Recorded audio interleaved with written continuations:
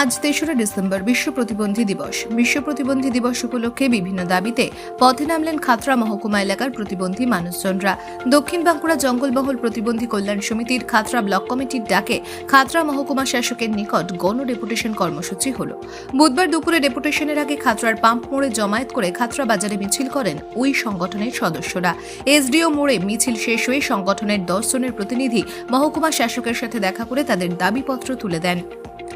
সংগঠনের সম্পাদক শৈলেন কুমার বাড়ুই অভিযোগ করেন, কর্তৃপক্ষের গাফিলতিতে সরকারি বিভিন্ন সুযোগ সুবিধা থেকে তারা বঞ্চিত হচ্ছেন। মূলত সেই সব বিষয়গুলি নিয়ে মহকুমা শাসকের সাথে আলোচনা করা হয়েছে। পাশাপাশি তিনি বলেন, প্রতিবন্ধীদের জন্য মানবিক ভাতা 1000 টাকা থেকে বাড়িয়ে 5000 টাকা করার দাবি, ব্লকে ব্লকে শিবির করে প্রতিবন্ধী পরিচয়পত্র প্রদান ও নবীকরণের ব্যবস্থার দাবি সহ মোট 11 দফা দাবিতে মহকুমা শাসককে ডেপুটেশন দেওয়া হয়েছে। একই সঙ্গে দাবি পূরণ না হলে আগামী দিনে বৃহত্তর আন্দোলনের হুঁশিয়ারি দেন তারা।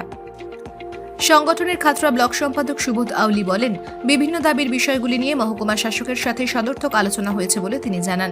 একই সঙ্গে 300-র বেশি মানুষজন এদিন কর্মসূচিতে অংশগ্রহণ করেছিলেন বলে তিনি দাবি করেন।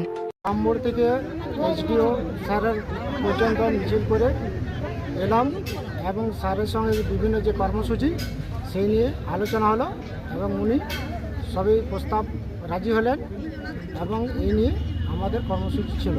মোট কতজন ছিল মিছিলে আজকে? আমি মোটামুটি 300-350-র মতো ছিল। সবাই খাতড়া মহকুমার? হ্যাঁ, খাতড়া মহকুমা সবাই। সরকারি যে সকল সুযোগ সুবিধাগুলো রয়েছে সেগুলো আমরা সঠিকভাবে পাচ্ছি না কর্তৃপক্ষের গাফিলতির জন্য।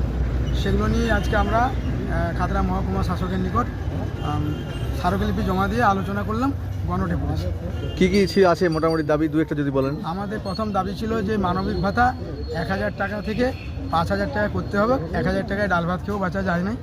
আমাদের দ্বিতীয় দাবি ছিল যে ব্লকে ব্লকে ক্যাম্প করে আমাদের ওই নতুন সার্টিফিকেট এবং রেনুয়ালের ব্যবস্থা করতে হবে। 3 নম্বর দাবি ছিল আমাদের যে ইন্দিরা আবাসনের ঘর সরকারি নিয়ম অনুযায়ী আমাদেরকে দিতে হবে। 4 নম্বর দাবি ছিল আমাদের যে ইআর গ্র্যান্ট রয়েছে সেই ইআর গ্র্যান্টটা যাতে আমরা পাই। তারপরে আমাদের ওই বাসের ভাড়া নিয়ে খুব সমস্যা হচ্ছে। সরকারি নির্দিষ্ট নিয়ম রয়েছে অথচ সেই বাসের ভাড়া আমরা মানে বিনা ভাড়ায় যাতায়াতের সুযোগ সুবিধাগুলো পাচ্ছি না। মোট কত দফা দাবি ছিল? 11 দফা দিয়ে আলোচনা হলো? আলোচনা কেমন সদর্থক হয়েছে? আলোচনা খুবই ফলপ্রসূ হয়েছে। উনি লোকাল দাবিগুলো সবই স্টেপ নেব বলেছেন এবং ঊর্ধ্বতন কর্তৃপক্ষের কাছেও পাঠাবো বলেছেন। তো এর আগেও তো আপনারা দিয়েছিলেন দাবিপত্র, সে বিষয়ে কিছু বললেন? আমরা এর আগে 2বার ডেপুটেশন দিয়েছিলাম, সে বিষয়ে ওনাকে আলোচনা করলাম এবং আমরা আগে যে লিখিত প্রতিশ্রুতি পেয়েছিলাম দাবি পূরণের সেই কপিও ওনার হাতে আমরা তুলে দিলাম। দাবি পূরণ না হলে? দাবি পূরণ না হলে আমরা আগামী দিনে বৃহত্তর আন্দোলনে যাব, দরকার হলে আমরা রাস্তা অবরোধ করব।